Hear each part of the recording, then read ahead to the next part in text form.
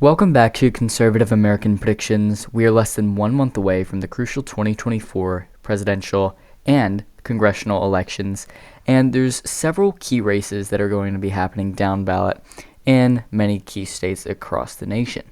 One of those states, for the first time in a long time, is Nebraska, which on the presidential level has one pretty contentious electoral vote, and on the Senate level has a very, very interesting race, as well as a competitive seat in the congressional level. So on all sides on every level this year that there is an election in Nebraska, there is a pretty interesting election happening.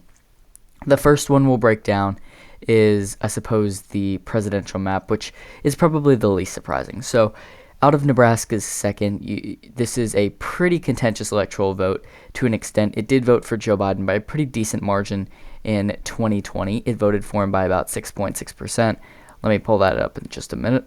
So it voted for him by about 6.6%. This was a flip from 2016 when it did actually vote for Donald Trump. So as you can see here, a 6.6% margin. 2016, it voted for Donald Trump by about 2.2%.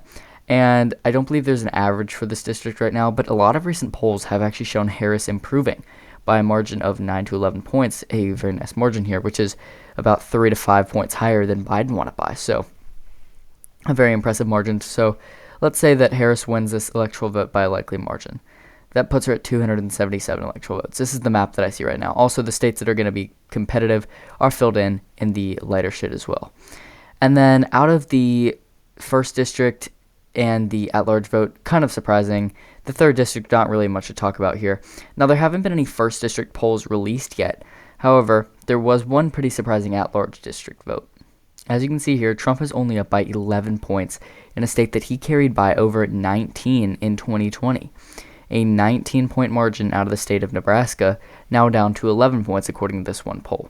Now, the average does still have Trump up by 18.4, but that is less than he won the state by in 2020, so a little bit concerning for Trump. So I guess let's say put this at likely. But the thing is, if likely or at-large Nebraska happens, then that probably means that the first district is at the very least lean Republican, and the second district is safe Democrat. And if this is what you're seeing in Nebraska, you're probably going to see a pretty nice blue wave across the nation, something along the lines of this.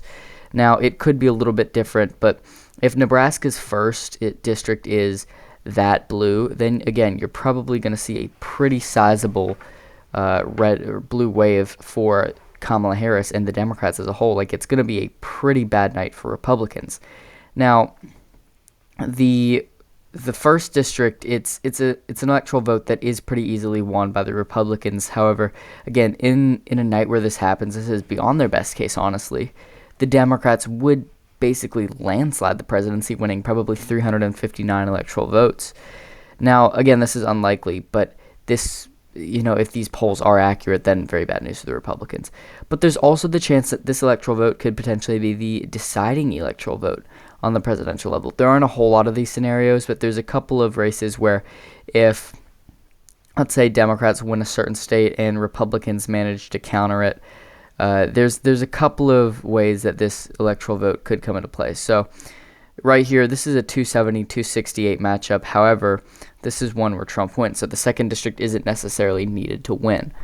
But let's say we give Trump, we'll switch Pennsylvania, give Trump a couple of other swing states.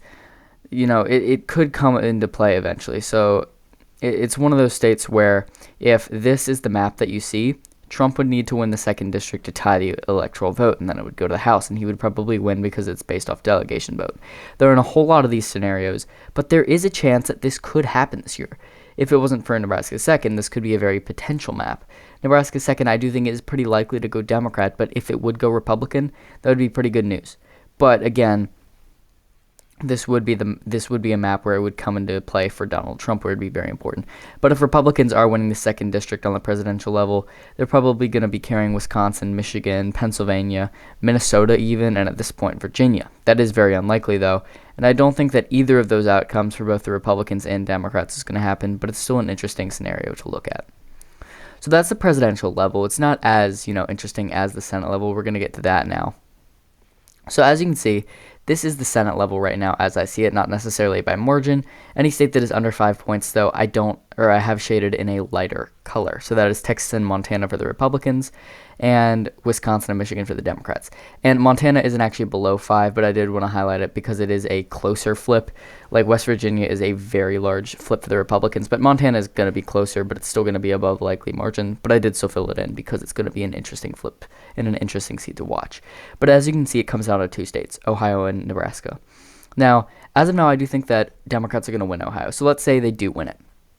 The incumbent Sherrod Brown pulls it off. It's going to come down to Nebraska on the Senate level.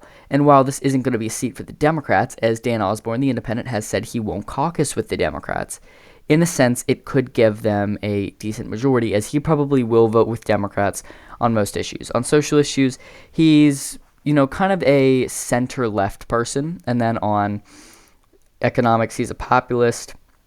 Immigration, he'd probably vote with Republicans more. And other domestic issues, he's pretty libertarian on. So kind of a mix of the two, but somewhat more Democratic leaning overall, probably.